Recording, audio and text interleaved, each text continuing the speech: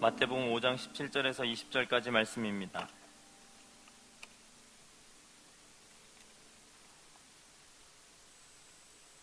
마태복음 5장 17절에서 20절까지 말씀입니다.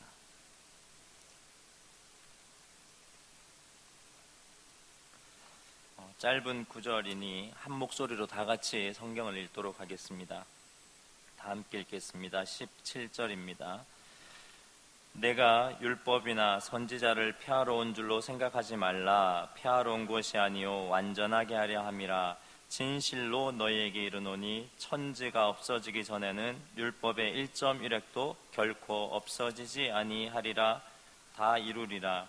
그러므로 누구든지 이 계명 중에 지극히 작은 것 하나라도 버리고 또 그같이 사람을 가르치는 자는 천국에서 지극히 작다 일컬음을 받을 것이요 누구든지 이를 행하며 가르치는 자는 천국에서 크다 일컬음을 받으리라. 내가 너희에게 이르노니 너희 의과 서기관과 바리새인보다 더 낫지 못하면 결코 천국에 들어가지 못하리라. 아멘. 오늘 말씀은 제가 대학원 때 이재철 목사님께 배운 사도행전에 관계된 말씀을 좀 나누려고 합니다. 만주에서 태어나고 요즘은 길림성, 지린성 안에 있는 그 만주에서 태어난 소설가 황석영 씨가 1993년에 그 이전에 북한의 초청을 받고 북한을 갔다가 한국으로 바로 오지 않고 독일에서 체류를 하게 됩니다. 그리고 93년에 돌아왔을 때 한국에서 국가보안법 위반으로 7년 동안 옥살이를 하게 됩니다. 소설가 황석영 씨가. 그리고 7년간 옥고를 치르고 나와서 한 잡지사와 인터뷰를 하는데 그 인터뷰에서 이렇게 얘기를 합니다. 일상의 삶은 가장 위대한 화면이다. 그렇게 얘기를 합니다. 일상의 삶은 가장 위대한 화면이다. 소설가니까 좀 어렵게 얘기를 했는데 쉽게 얘기하면 여러분들의 삶이 다른 사람이 쳐다볼 수 있는 화면이다라는 그런 뜻입니다. 그러면서 그 인터뷰 안에 이런 내용이 있었습니다. 그 대담 가운데 그가 옥에 7년간 있으면서 엄청나게 많은 책을 읽었답니다.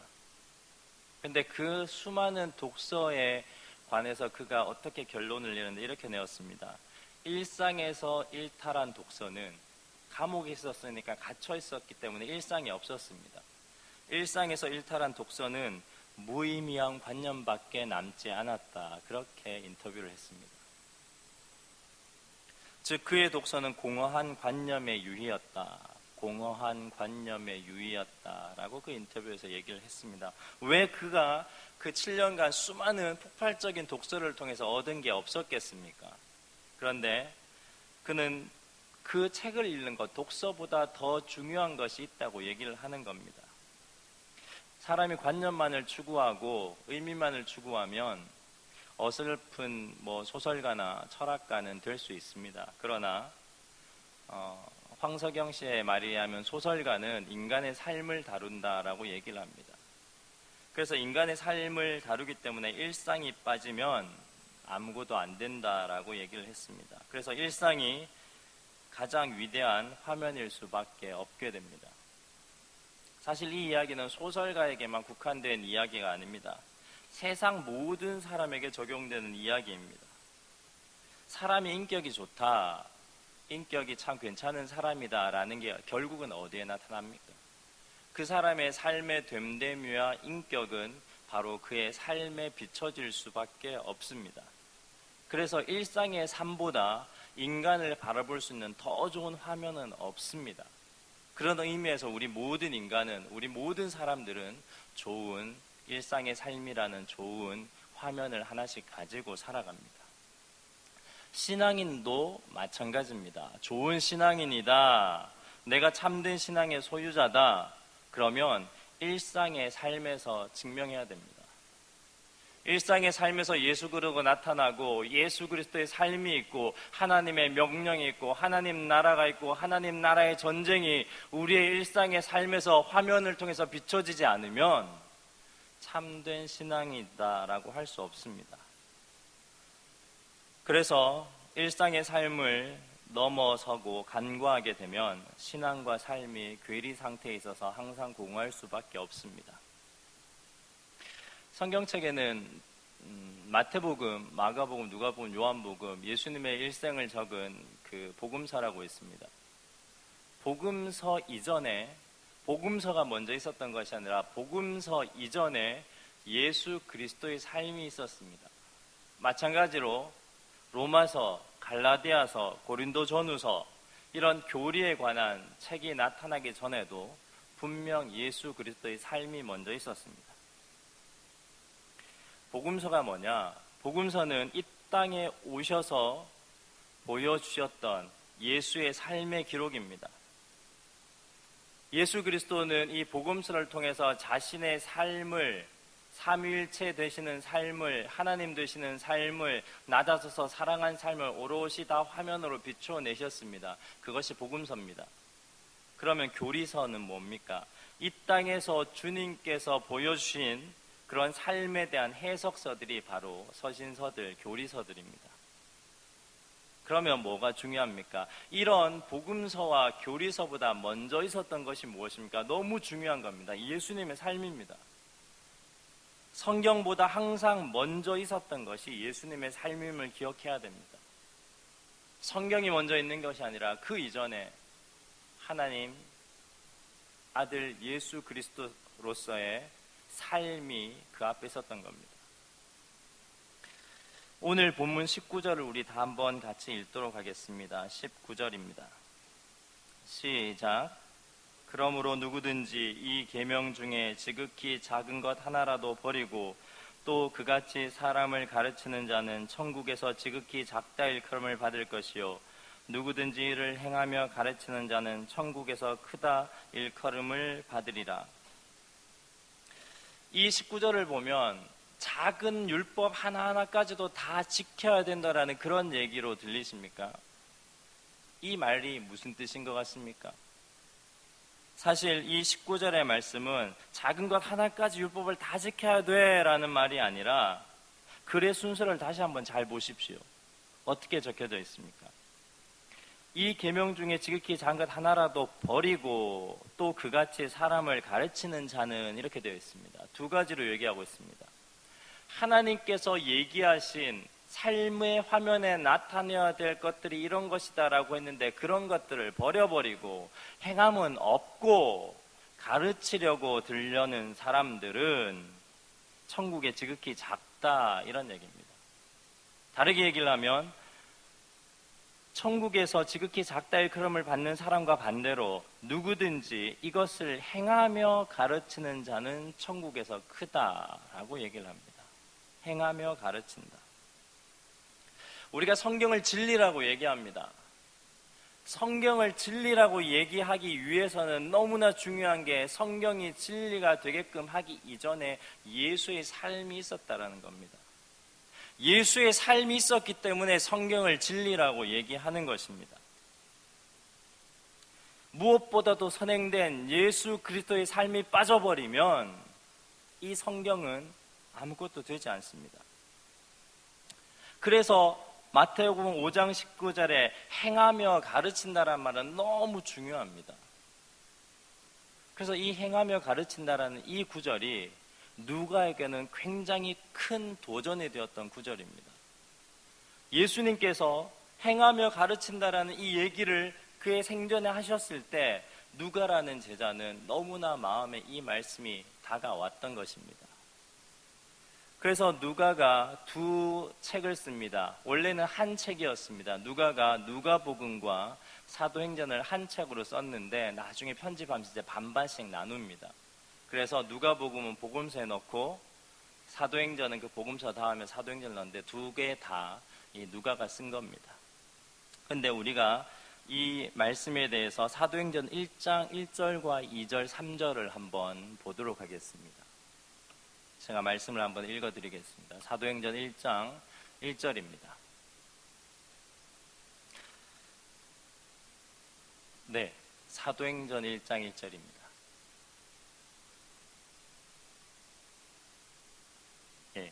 데오빌로여, 내가 먼저 쓴 글이 무엇입니까? 누가복음입니다. 누가복음을 쓰고 나중에 또 씁니다. 내가 먼저 쓴 글에는 무릇 예수께서 행하시며 가르치시기를 시작하심부터 그가 택하신 사도들에게 성령으로 명하시고 승천하신 날까지 일을 기록하였노라.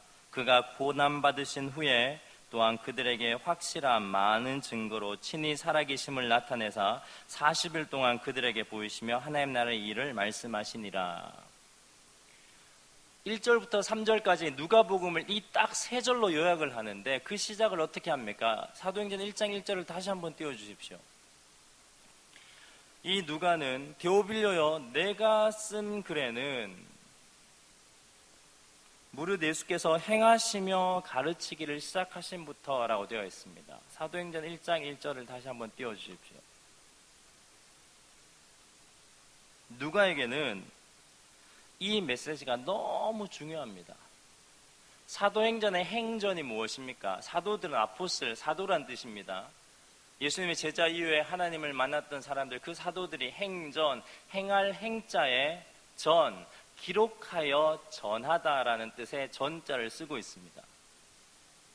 결국은 그들의 행실, 사도행전은 예수의 행함이라는 복음서, 예수님이 행함에 있었기 때문에 복음서가 나왔습니다. 예수님의 행함이라는 복음서와 그 행함이라는 복음서를 예수님 돌아가신 후에 해석해서 우리가 어떻게 살아야 될까라는 그 사이에 사도행전을 두면서 이 누가는 이 예수님의 일을 행하시며 가르치셨다라고 얘기를 하고 있습니다. 결국 우리의 삶이 어떻게 해야 되냐면 복음과 교리, 예수님의 삶과 그 삶에 대한 해석으로 따라가야 되는 그 삶이 우리의 삶에 오롯이 화면으로 비추어져야 된다라는 얘기를 하고 있는 것입니다. 이걸 마태복음식으로 표현하면 오늘 읽었던 본문 위에 지난주에 나눴던 말씀입니다. 우리의 삶에서 우리의 착한 행실을 보고 세상 사람들이 하나님께 영광을 돌리게 하라는 말입니다.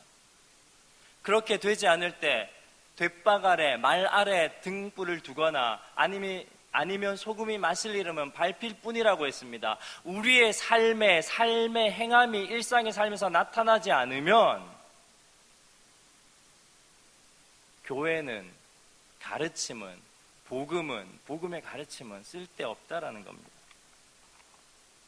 결국 이 사도행전을 통해서 누가가 1장 1절에 행하시며 가르치신다라는 이 표현으로 예수님의 복음서를 요약했듯이 우리의 삶에 있어서도 이 거룩한 연결고리, 우리의 삶에 있어서 복음과 교리, 예수님의 행적을 따르는 우리의 삶과 그 삶을 가르치려고 하는 그런 삶들이 연결될 수 있는 삶의 고리들을 우리가 화면으로 비춰줘야 된다는 겁니다.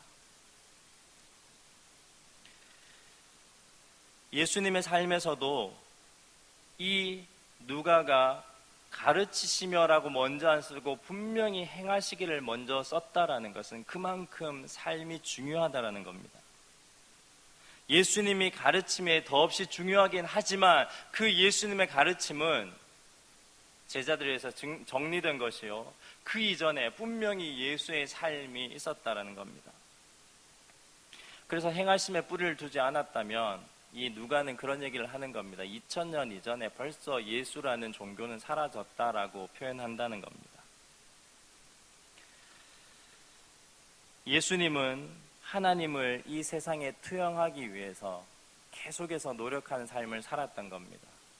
그는 인간이 되실 필요도 없었습니다. 죄가 없었습니다. 그런데 인간이 되기 위해서 성육신했습니다. 태어났습니다. 그리고 세례를 받을, 죄인들이 받아야 되는 세례를 받을 필요도 없었습니다. 그런데 세례도 받으셨습니다. 왜? 하나님을 이 세상에 나타내고 하나님의 사랑을 나타내기 위해서 하나님의 사랑이 관념이 되고 허상이 되지 않기 위해서 예수라는 사람은 인간으로 왔고 인간의 삶으로 그 모든 하나님을 자신의 삶으로 투영했던 겁니다.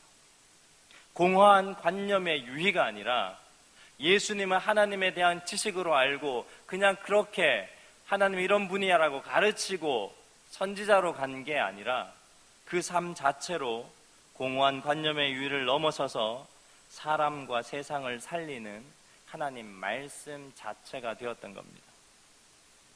그래서 하나님 나라라는 그 하나님의 말씀을 이루는 하나님의 말씀으로 확장되었던 것이 예수의 삶이었습니다. 그런데 이런 하나님께서 보내주신 예수 그리스도가 우리 삶에 분명히 먼저 행했다는 겁니다. 이 행함은 너무 중요하다는 얘기를 지금까지 했는데, 그러면 뭘 행했다는 겁니까? 이 세상에 오셔서 예수님은 어떠한 행하심에 목적을 두고 사셨습니까? 제가 대학교 때 읽었던 책 중에 까뮈의 에트랑제라는 책이 있습니다. 예, 이방인입니다. 에트랑제 하니까 잘 못 알아들으셨죠? 제가 유일하게 아는 프랑스어 중에 하나입니다. 그 이방인인데, 이방인 그 주인공이 메르소입니다. 근데 첫 장면이 어떻게 시작하냐면, 진짜 지글지글 끓어오르는 그 태양 같은 게 이 메르소 머리를 비춥니다. 그래서 혼미해질 정도로 비틀거리면서 걸어가는 그런 장면을 첫 장면으로 삼고 있습니다. 사실 우리의 삶 자체가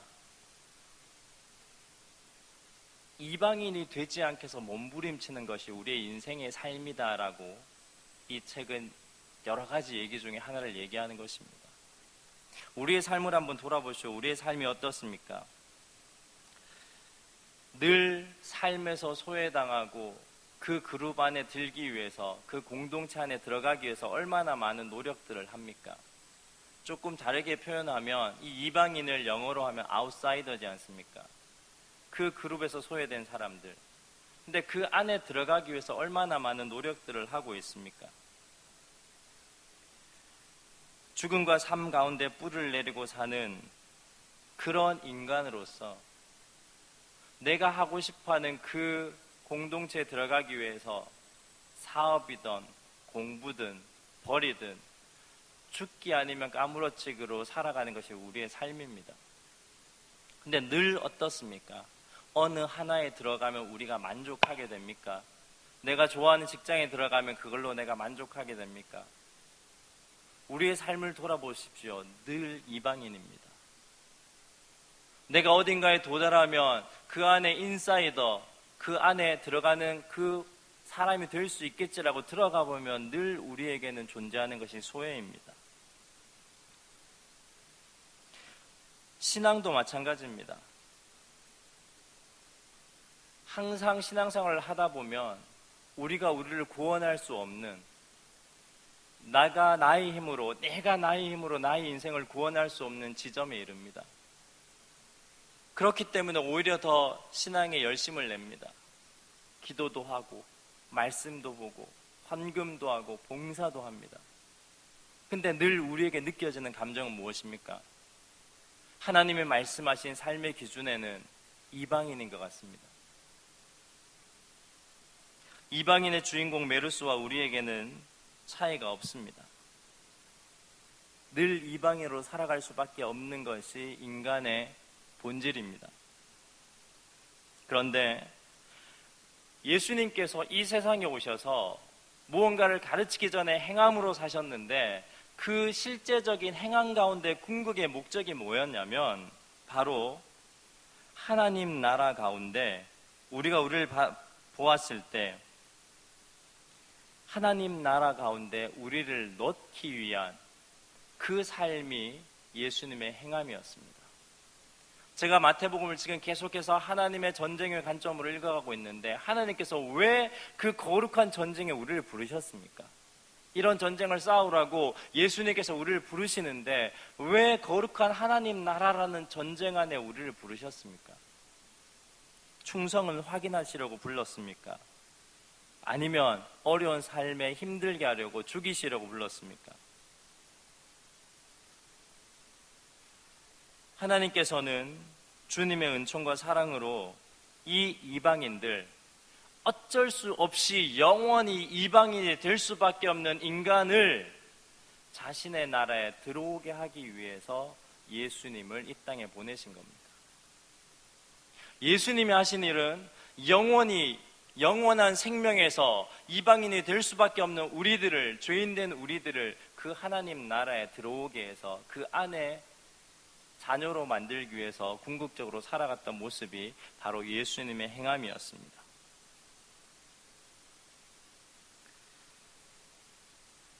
예수님께서는 예수님 당신이 누군지 가르쳐 주는데 심혈을 기울이지 않았습니다. 내가 이런 사람이다 라고 가르치지 않으셨습니다. 제자들에게 계속해서 자신의 삶을 보여주셨습니다. 자신을 가르치는 것 이전에 무엇에 관심이 있었느냐? 바로 당신의 삶을, 우리를 하나님 나라의 인사이드로 만드는데 온전히 헌신했고 던졌던 사람이 예수님입니다. 그랬기 때문에 예수님을 통해서 우리가 하나님 나라의 전쟁을 할 수 있는 그런 자들이 됐다는 겁니다. 그래서 주님의 삶 자체는 허황된 관념이 아니라 하나님께 받은 얘기들을 입으로 가르치고 그냥 떠나는 그런 십자가에 떠난 사람이 아니라 나는 하나님께 이런 얘기 배웠어. 너희들 이렇게 살아야 돼. 저처럼 이렇게 강단에서 설교만 하고 간 게 아니라 예수님은 가르치기 전에 이 하나님 나라로 들어오게 하기 위해서 자신의 생명까지 인간으로 오셔서 죄에 대해서 세례도 받고 십자가의 겸손과 낮음으로 죽음으로 이 행함으로 우리를 하나님 나라 전쟁의 그 선두에 서게 하는 그 축복을 우리에게 허락하셨던 겁니다.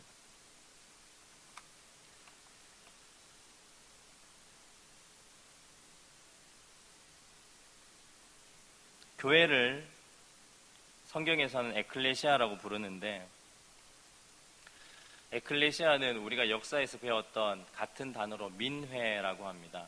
민회가 뭔지 다 아시죠? 도시국가에서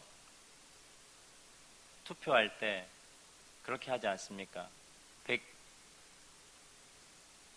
121명이 흰돌 검은돌 해서 60대 61이 되면 60일이 이기는 그런 제도를 가진, 그래서 그리스에는 그렇게 투표를 했습니다. 그런 그 모임을 뭐라고 했냐면 민회라고 했습니다. 그래서 그것이 그리스에서는 가장 아름다운 나라의 표본이었습니다. 안정된 표본이었고 건강한 표지라고 생각을 했습니다. 그런데 이 그리스도인들, 예수님이 죽고 난 다음에 예수님을 믿는 사람들은 너무나 독특했습니다. 절차가 없었습니다. 무언가 나누는데 자기 재산을 다 팝니다. 그래서 교회로 다 들여보냅니다. 그리고 공동으로 살고 공동으로 분배합니다. 다 나눕니다. 자기의 생각으로는 이해할 수가 없습니다. 지금 집이 더 급한데, 자기 집이 더 급한데도 자기 걸 다 풀어서 같이 얘기하는데 가난한 자들을 돕고 하나님 나라를 세우는 일들을 더 먼저 하는 그 사람들을 보고 사람들이 뭐라고 질문했는지 아십니까? 쟤들은 무슨 에클레시아야? 이렇게 물었습니다. 성경이 그렇게 사도행전이 기록하고 있습니다. 쟤들은 무슨 민회인데 저렇게 결정하냐? 이렇게 물었습니다.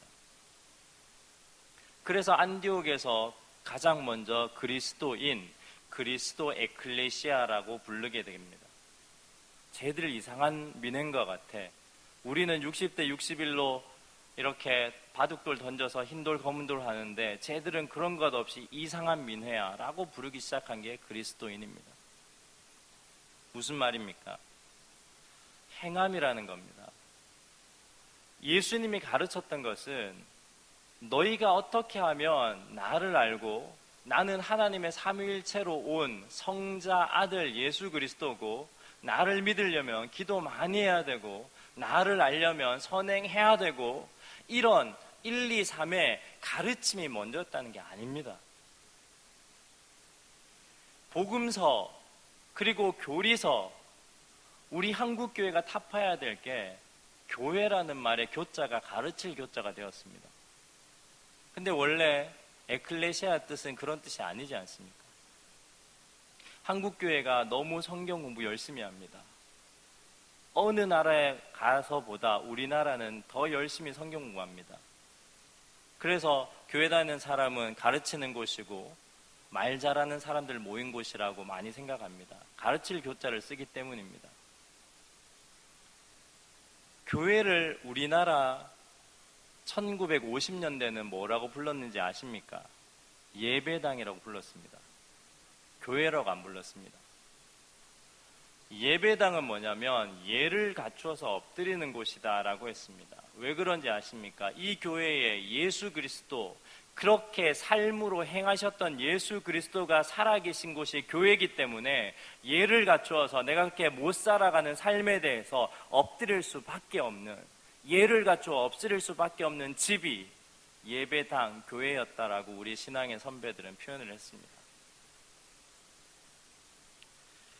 감정에 따라서 가르침에 대해서 좋은 가르침이네 라고 감정에 따라서 한 번 따르는 그런 행동이 아니라 우리의 일상의 삶으로 연속적으로 행동이 될 수 있어야지 우리의 삶의 화면에 비출 수 있는 것입니다.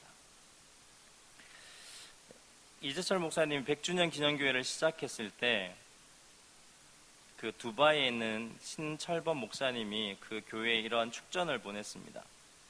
100주년 기념교회가 주님께서 주어 되시고 사람은 동사되는 교회가 되게 하여 주옵소서. 이재철 목사님 얘기하시기를 그렇게 얘기했습니다. 이것보다 더 교회를 잘 정의한 편지는 내가 받아보지 못했다라고 그렇게 가르쳐 주셨습니다. 교회가 주님께서 주어 되시고 사람은 동사되는 교회가 교회다. 주어의 동사의 위치가 바뀌면 교회 안에 여러 가지 어려운 내용들이나 어려운 일들이 생깁니다. 가정과 삶도 마찬가지입니다. 교회는 건물이 아니라 우리 자신입니다.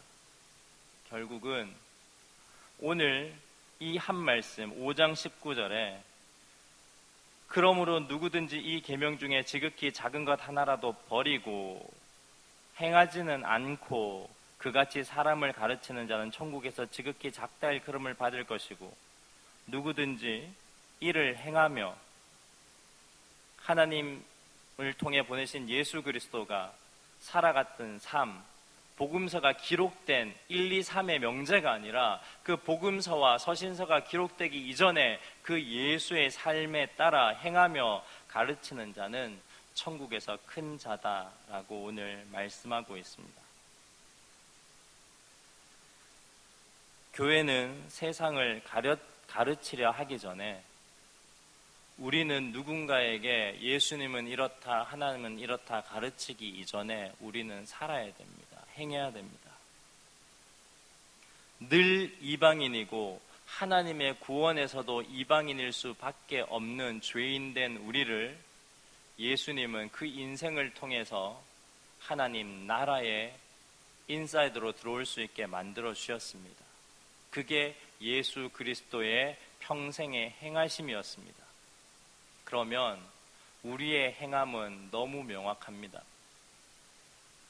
다른 사람들, 나부터 하나님의 은혜 안에 거함을 감사하며 예수님께서 온 인류를 바라보며 하나님께서 하나님 나라에 들어오게 하기 위해서 목숨까지 버리는 행함으로 살아가게 하셨듯이 우리도 이 복음서를 대함에 있어서 하나님 전쟁은 이런 거다, 하나님 나라는 이런 거다, 1, 2, 3 정리하는 삶이 아니라 그래서 그 다음 세대에게 이런 게 올바른 신앙이야 라고 하는 게 아니라 그냥 오늘 부족하더라도 내가 누군가 한 사람을 더 이 전쟁에, 이 하나님 나라라는 거룩한 하나님께서 들어오시는 전쟁에 돌아설 수 있도록 메타노야 회개할 수 있도록 같이 가자라고 섬기고 사랑하고 먹여주고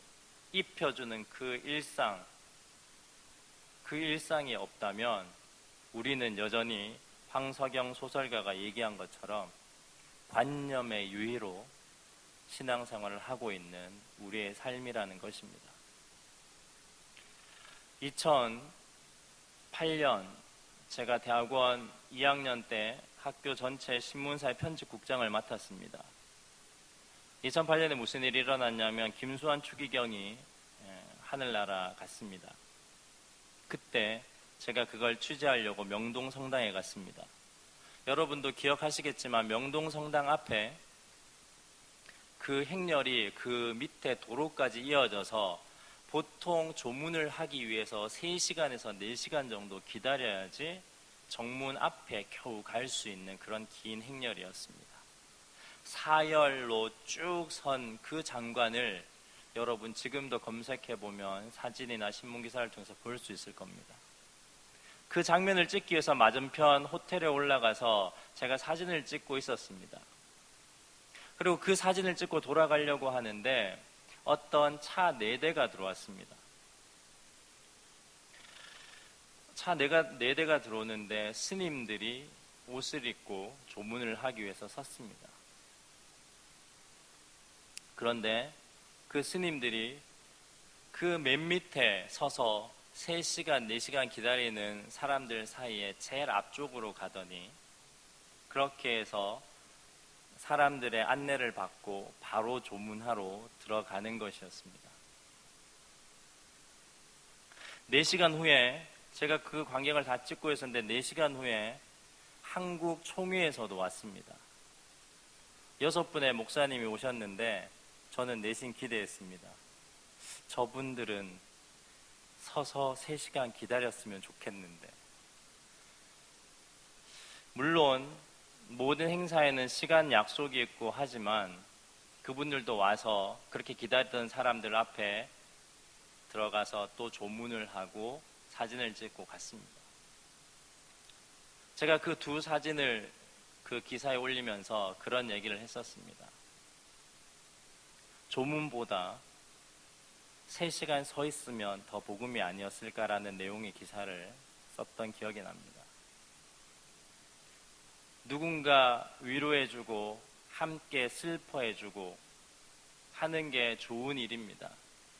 그러나 그냥 보통 사람들의 일상의 삶을 살아가는 필부필람들은 3시간, 4시간씩 싸늘한 바람을 맞으면서 기다려서 30초에 기도를 드리고 가는 거기에 수많은 종교 지도자라는 사람들이 화려한 차를 타고 와서 1분도 채 기다리지 않은 틈 가운데 10여 분씩 사진을 찍고 기도하고 돌아가는 모습을 통해서 참 많이 씁쓸했습니다. 제가 그분들을 비판하려고 하는 게 아니라 이런 모습이, 이런 삶의 조각조각 하나하나가 뭐냐면 다 화면입니다. 일상의 삶들, 일상의 삶을 여러분들이 비추고 있다는 겁니다. 이 일상의 삶을 비출 때 사람들이 여러분을 향해서 뭘 보느냐면 너희의 착한 행실을 보고 하나님께 영광을 돌리게 하라라는 그 말씀들을 기억하셔야 됩니다. 그리고 살아갈 때 그리스도는 이렇다라고 말하고 가르치려고 하는 그 삶 이전에 예수님은 삶으로 사셨는데 2000년 후에 이제 그것이 말씀이 되어 우리를 가르치는 것입니다. 오늘 말씀의 결론입니다. 신앙은 가르침이 아니라 행함입니다. 우리의 삶을 돌아봅시다. 우리는 무언가 알면 가르치려고 드는 사람 아닙니까? 제일 그 함정에서 벗어나기 어려운 사람인 접니다. 저는 매일 강단에서 가르쳐야 되고 얘기해야 되는 사람입니다. 근데 왜 생명력이 없는지 아십니까? 안 행하기 때문입니다. 매일 똑같은 설교를 하더라도 일주일의 삶 가운데서 진짜 그리스도의 영상을 제 삶을 통해서 비췄다면 제가 한마디를 해도 공허하지 않을 겁니다. 그런데 삶이 없이 책으로 배운 것들을, 들은 것들을 가르치기만 하니 저도 공허하고 여러분도 공허한 겁니다. 이런 실패는 여기서 멈춰야 됩니다. 여러분의 삶이 공허한 관념의 유희가 되지 않기 위해서는 여러분이 이 말씀을 기억해야 됩니다. 행하시며 가르치셨다는 것을 기억해야 됩니다.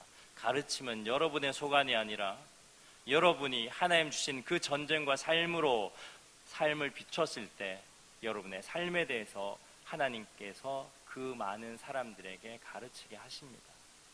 예수님은 가르치려고 온 사람이 아니라 사셨던, 행하셨던 사람입니다.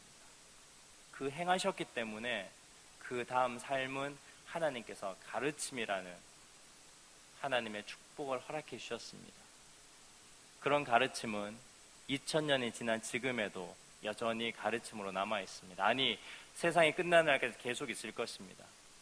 가르치려고 하는 사람은 그 사람이 지나가면 그 가르침은 다 끝납니다. 그러나 진짜 진리에 행했던 사람은 시대가 지나도 하나님 나라가 이루어지는 한, 그 하나님 나라에 있는 한, 그 하나님 나라에 맞는 삶이었던 한, 그 사람의 가르침은 계속해서 예수님처럼 예수님과 함께 전해질 것입니다. 기도하겠습니다. 하나님, 우리는 우리의 부족함과 허물을 너무 잘 압니다. 그러나 우리로 하여금 이 낮고 겸손한 마음을 머리로만 끝내지 않게 하시고 예수님이 그렇게 사셨듯이 예수님을 주인으로 모시고 삶 가운데 작은 것이라도 행함으로 나타낼 수 있게 인도하여 주옵소서. 주님 안에서 이 시대의 행함이 되게 하시고 일상의 삶으로 예수님을 비추고 하나님 나라를 비추는 자들 되게 하여 주셔서 행하며 가르치는 자는 천국에서 크다 일컬음을 받는 그런 귀한 축복이 저희의 삶에 이루어질 수 있게 주님께서 축복하여 주옵소서. 예수 그리스도 이름으로 기도드립니다. 아멘. 예수 찬양 드리겠습니다.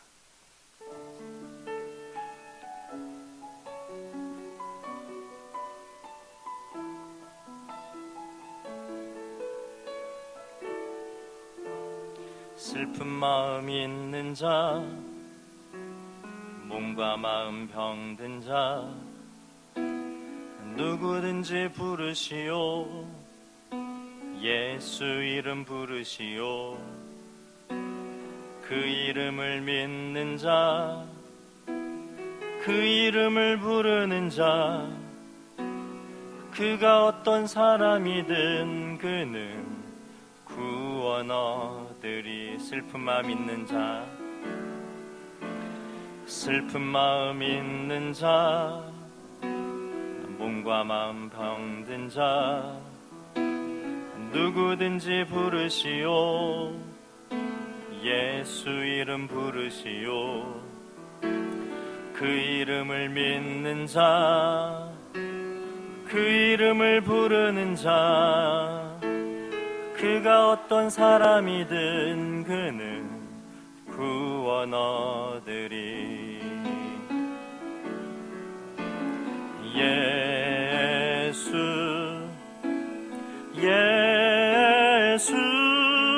오 능력의 그 이름 예수 나 외쳐 부르네. 예수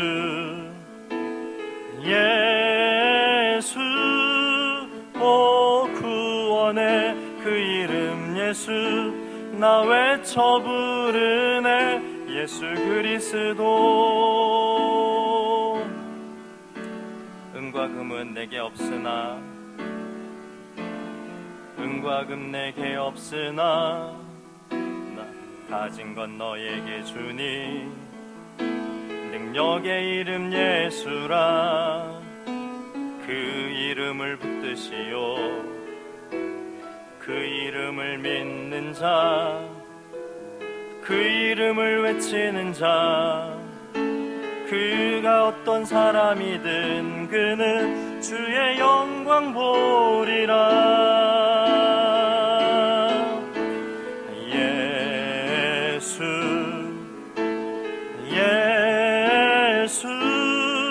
오 능력의 그 이름 예수 나 외쳐 부르네.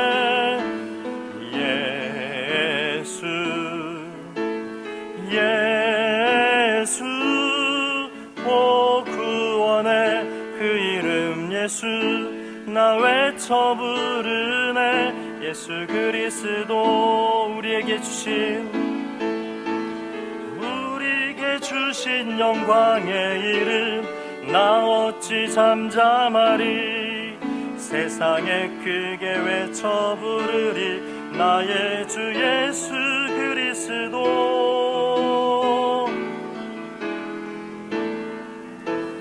예수 예수 오 능력의 그 이름 예수 나 외쳐 부르네. 예수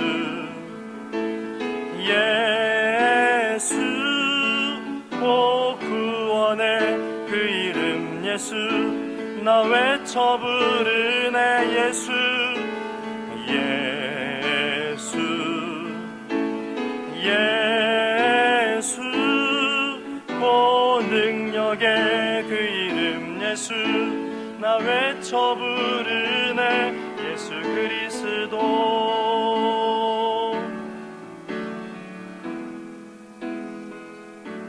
이 시간 함께 기도하겠습니다. 우리가 너무 잘 아는 말씀이어서 기도할 제목들이 뭐가 있을까 혼자 고민을 많이 했습니다.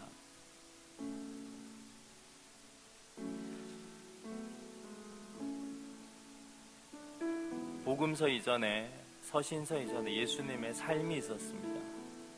그런데 2000년이 지나니 예수님을 삶으로 배우는 게 아니라 다 가르침으로, 글자로 배운 세대가 되었습니다.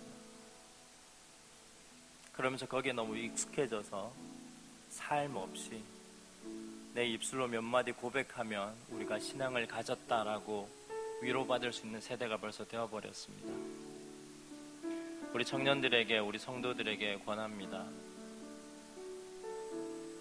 복음서가 있기 전에, 서신서가 있기 전에 예수님의 삶이 있었습니다.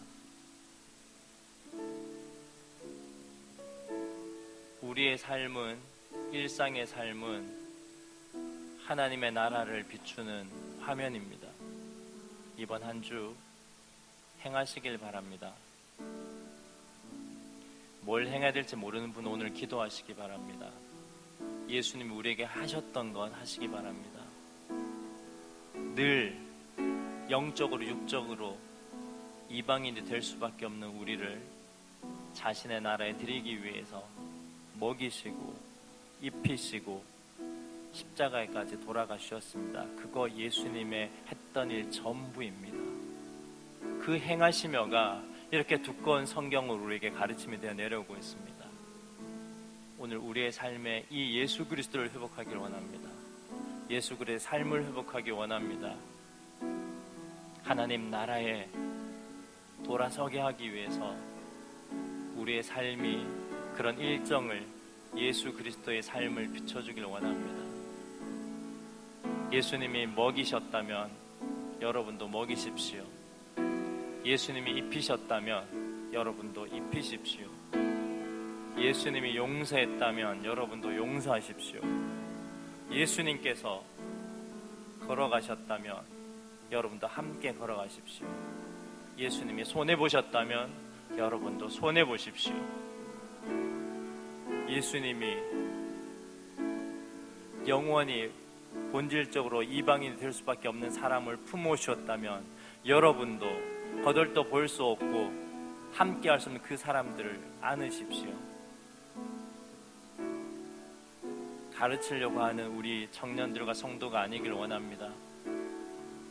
우리 이 예수님처럼 행하는 한 주도에게 힘을 달라고 이 시간 함께 기도하겠습니다. 행하시며 가르치는 예수님 본받아 우리도 그 삶 살길 원합니다. 고백하며 기도하겠습니다.